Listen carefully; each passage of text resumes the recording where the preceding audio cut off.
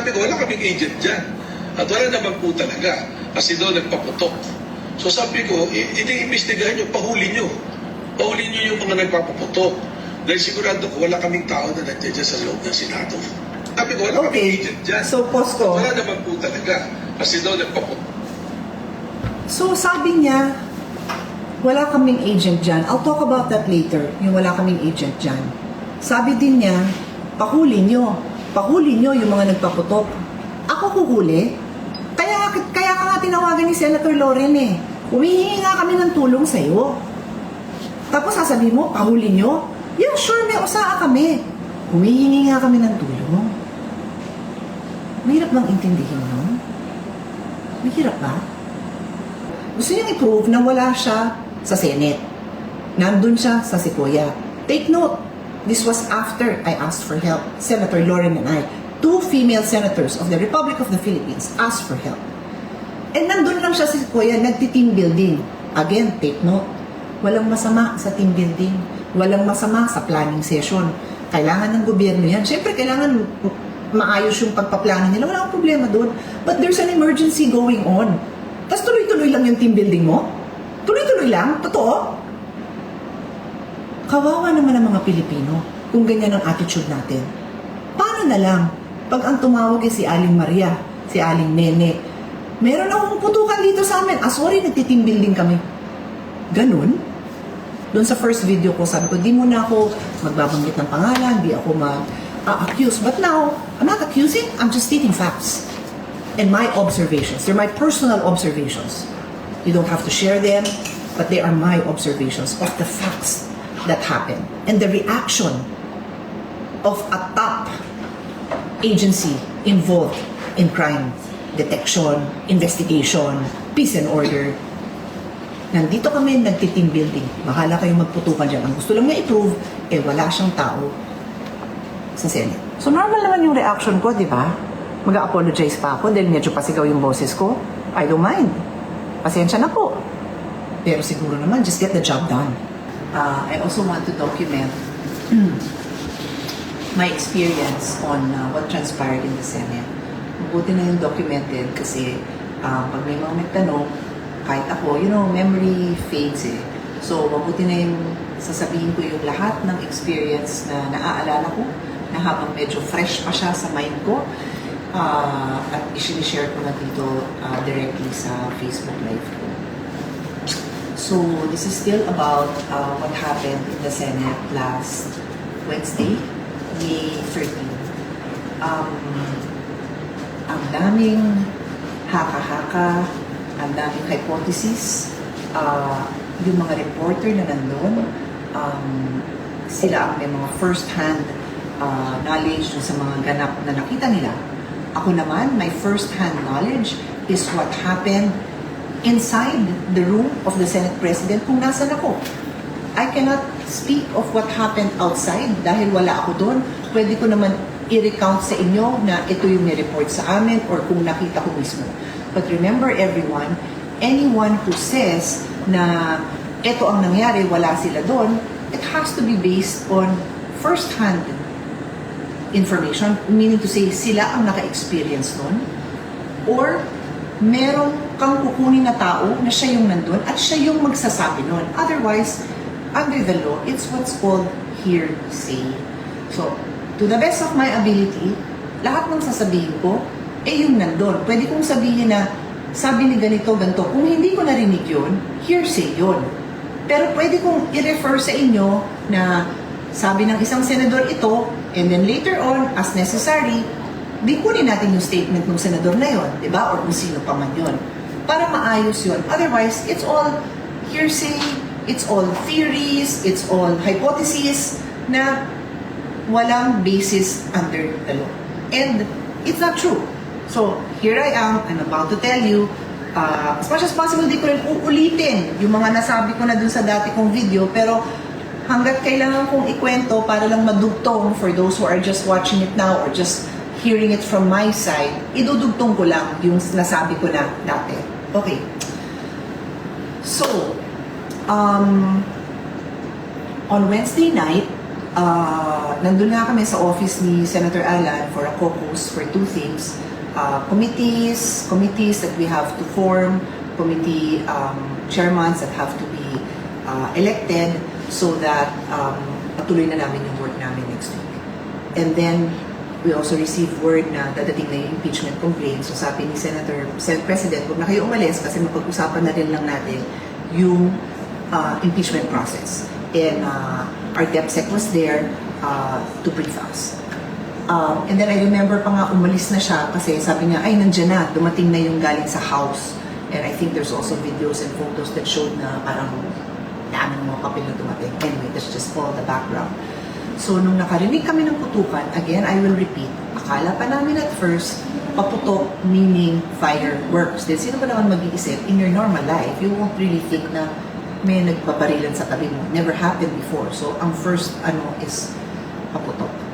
Nung nalaman namin na mukhang barilan na talaga and it was a dangerous situation, in-advise kami to turn off the lights, kaya madilim yung mga video ni Senate President. I'm not sure about the others kung nag-video sila. Hindi ako nag-video at that time.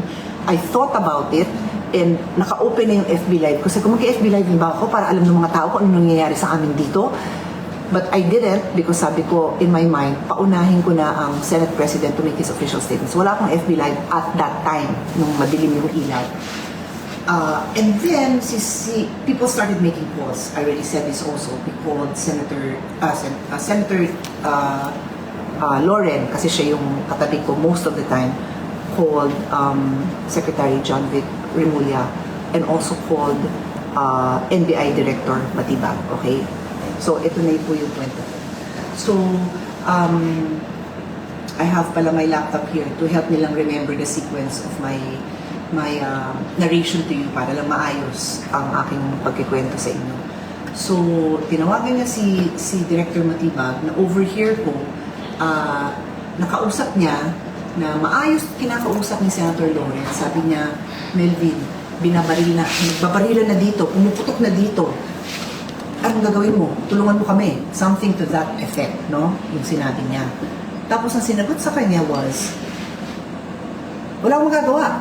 Wala ako dyan. Wala kami dyan. Wala kami dyan. Pinalis kami dyan. So when I heard that, medyo napariyak ako kasi I'm like, what? Nagtawag kami. Remember there's nagpuputukan sa likod namin, madilim yung ilaw. Eto ka, naghahanap ka ng lifeline.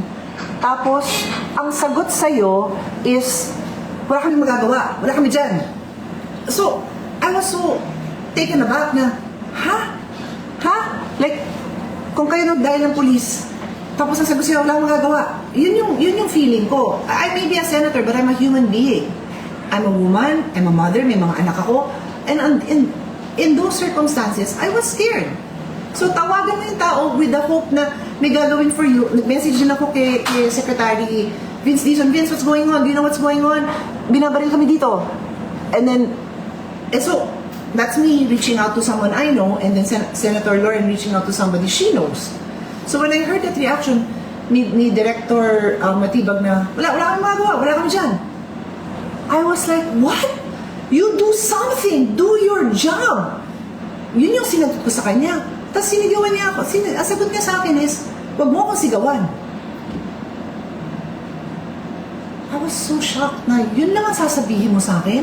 Hindi man lang niya tinanong, okay ba kayo? Patayin niyo yung ilaw niyo, huwag kayo lumapit sa bintana.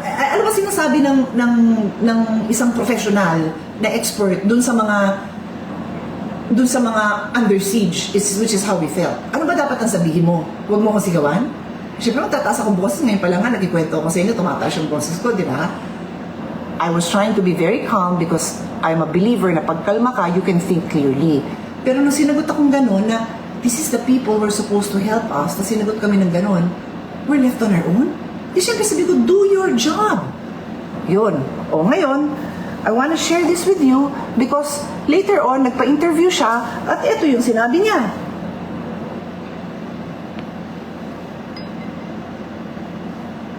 Akit ko lang. Sabi ko, wala kaming agent dyan. At wala naman po talaga. Kasi doon nagpaputok. So sabi ko, ini-imbestigahan nyo, pahuli nyo. Pahuli nyo yung mga nagpapaputok. Dahil sigurado ko, wala kaming tao na nandiyan dyan sa loob ng Senado. Sabi ko, wala kaming Okay. agent dyan. So, Posko. Wala naman po talaga. Kasi daw nagpapunta. So, sabi niya, wala kaming agent dyan. I'll talk about that later, yung wala kaming agent dyan. Sabi din niya, pahuli nyo. Pahuli nyo yung mga nagpaputok.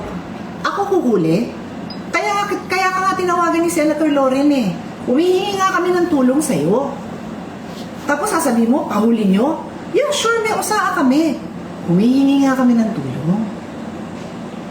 Mahirap bang intindihin mo? Mahirap ba? Now, dagdagan ko na lang. Kasi may narinig din ako na pinaalis kami dyan. That's what I remember you told Senator. Pinaalis nyo kami dyan. Because in the meeting with the newly elected Senate President, Senator Alan Cayetano, on Monday, 2 days before this happened, meron kayong usapan na ipupull out mo na yung troops, yung mga NBI na sumugod doon. That's for peace and order. Okay? Usapang maayos yun. So, kung gusto mo naman sabihin na, naku po, wala akong tao dyan kasi pinaalis nyo kami. Please let me know kung magpapabalik ako ng tao, magpapaabang ako. We will be there if you need us. Wala naman akong narinig sa'yo na gano'n. Wala. Basically, ang gusto mo lang paratingin sa amin is pinaalis nyo kami, bahala kayo sa buhay nyo kung pagbabariling kayo dyan. That's basically your message. And you repeated it. What you said to Senator Loren and me, you said it on the air. My job, my human nature is survival. So we will do what we can to survive. Magtatatawag kami. Diba? To help us. Kasi ako personally, I cannot defend myself with gunshots. Because I don't carry guns. I'm a non-violent person. So magtatawag ako ng law enforcement. Hindi ako magtatawag ng goons. Hindi ako ganun. Wala mo akong kilala. Actually, to begin with. Magtatawag ako ng law enforcement. On that note, tinawagan namin si Secretary Remulla. Ganun din yung boses ko. Sabi ko, Sec, do something. Do your job. Alam mo, sagot niya sa amin? I'll be there, ma'am. I'll be there. I will be there. Don't worry. Don't worry. Pupunta na ho ako dyan. Ang laki naman diferensya nung sagot na gano'n. Diba? Diba? Basic lang. Oh, I'll go on. I'll move on. So, ulitin ko, before I go on, kaya lang kami tumawag dahil humihingi kami ng support. Again, Secretary Vince Dizon, hindi siya law enforcement, but he's my friend. And he's part of the government. So, sa kanya ako nagsabi because I know he'll listen to me. Kahit hindi siya law enforcement. Hindi ko naman gustong siyang sumugod doon dahil hindi naman din siya law enforcement, but I know he will make calls. And he did. Because later on, he called me back and said, the President wants to talk to the Senate President. Oh, yun. Yun. Hindi yung bahala kayo dyan. So next, sabi niya, wala daw siya doon. Di ba? Wala nga daw siya doon. So, I guess, to prove na wala siya doon, nag-video pa siya. The NBI director. Dito kami ngayon, no? We are in Sequoia Hotel. Oh, Sequoia? And dito lang sa list of directors and officers. We're having fellowship kahit planning namin ngayon. Oo. So wala ka sa Senado? So, wala po. Wala kami. We are on stand-down because that's the instruction. Sequoia. Okay. Dito kami ngayon, no? So, ano yung purpose niya? Gusto niyang i-prove na wala sila sa Senado probably because there already was info na NBI yung tumitira. So, yung first objective niya, I think, because I'm not him, so hindi ko kayang pangunahan kung ano yung nasa isip niya. But as a lawyer, when I look at his video, gusto niyang i-prove na wala siya sa Senate. Nandun siya sa Sequoia. Take note, this was after I asked for help. Senator Loren and I, 2 female senators of the Republic of the Philippines asked for help. And nandun lang siya sa Sequoia, nagti-team building. Again, take note, walang masama sa team building. Walang masama sa planning session. Kailangan ng gobyerno yan. Siyempre, kailangan maayos yung pagpaplano nila. Wala akong problema doon. But there's an emergency going on. Tapos tuloy-tuloy lang yung team building mo? Tuloy-tuloy lang? Totoo? Kawawa naman ang mga Pilipino kung ganyan ang attitude natin. Paano na lang? Pag ang tumawag ay si Aling Maria, si Aling Nene, meron akong putukan dito sa amin. Sorry, nagti-team building kami. Ganun? I mean, think about it. That's why I'm doing this video more than 24 hours after the event because I've had time to reflect and to think. Doon sa first video ko, sabi ko, di muna ako magbabanggit ng pangalan, di ako mag-accuse. But now, I'm not accusing, I'm just stating facts. And my observations. They're my personal observations. You don't have to share them, but they are my observations of the facts that happened. And the reaction of a top agency involved in crime detection, investigation, peace and order. Nandito kami nagti-team building. Bahala kayong magputukan dyan. Ang gusto lang niya i-prove, wala siyang tao sa Senate. Ba't di ka man lang, ito lang. If there was a genuine desire for peace and order na magkaayusan, pwede naman sabihin kay Senator Loren, just tell Senate President to give the word. We will be there to assist. Or, we will park our people nearby. Call us if you need us. May ganun. If I missed it, then I'm sorry. But I didn't hear anything. In fact, all the videos are like this. That's why I bothered to show it. I took time to digest before I make these statements. Kape muna ako. Sandali. Pause.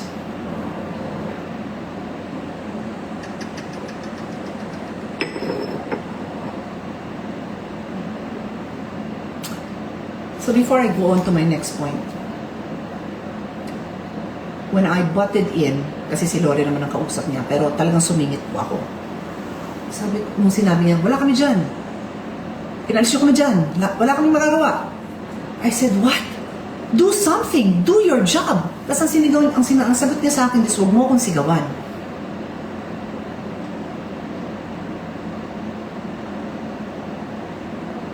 Pag nakakapanood ako ng mga real life scenarios, syempre yung mga under attack nakakasigaw ka, di ba? Either sisigaw ka ng saklolo o sisigaw ka ng tulungan niyo po kami. Tapos kunyari may nakita kang pulis o kung sino man dumaan, tulungan niyo kami, ano ba? Tulungan niyo kami dito, di ba ganon? So normal naman yung reaction ko, di ba? Mag-apologize pa ako dahil medyo pasigaw yung boses ko. I don't mind. Pasensya na po. Pero siguro naman, just get the job done. Yun lang naman yung request ko, do your job. Sinabi ko yun kay Secretary Remulla, no problem with him. I didn't even have to tell, I didn't say the same words to Secretary Vince Dizon because it's not his job. Hindi siya law enforcement. I just told him, what's going on? Please help us. O, diba? And he did. He made calls.